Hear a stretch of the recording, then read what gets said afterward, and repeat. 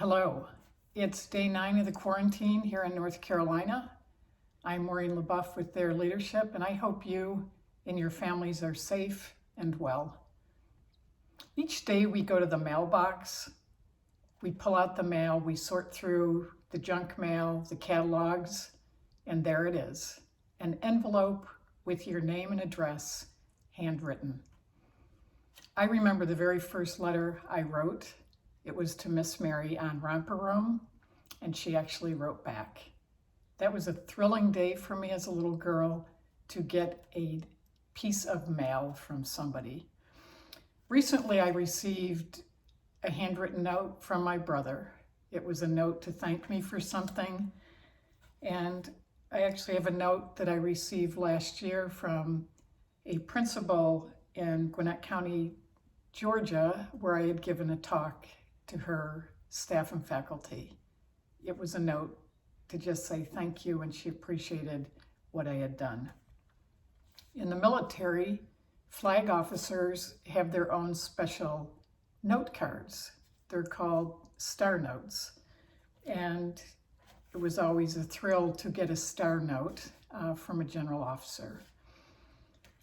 I am the chair of the board of the USO of North Carolina, and each week I am sent a list of names, and I write a thank you note to donors who have given to us. My parents were letter writers. When I was accepted into college at St. Bonaventure University, where I knew I was going because Dad was on the faculty, I received a letter from Dad in the mail. And he wrote, "This is simply too important an occasion to go by unnoticed." When I was a second lieutenant in my initial training at Fort McClellan, Alabama, each day we would form up and there was mail call. They would call out your name. If you had mail, you'd go up and get your mail. My name was called every day because Dad wrote to me every day. He'd served in the military and he knew it was important. Once we'd all grown and left the house, we would call home weekly, and then Mom would write what we always referred to as the weekly letter.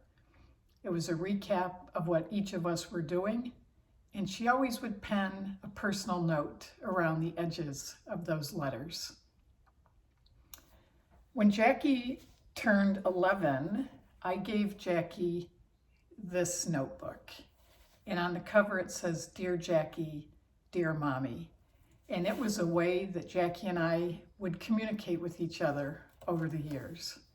I gave this to her in the year 2000, and we certainly didn't keep it up all these decades, but there are notes in here that we've written to each other. It was a very special way to communicate with Jackie, and it was a way for her possibly to tell me things that she really didn't want to tell me to her face. It takes time to write notes to people. It's much easier to just sit down and send a quick email. But it takes time to find a note card, to find a pen, to sit down, write the note, find a stamp, and put it in the mail. But it's also very, very important. It's something that leaders should do. So find that pen, find the paper, find the time, find the stamp, and write a note to somebody to just say, "I'm thinking about you," or thank them for something that they have done. Thank you for spending a little bit of your time with me today. Don't forget to subscribe, and I would love it if you would connect with me on LinkedIn. This is LeBoeuf with Their Leadership. Please stay safe, and remember, be the standard.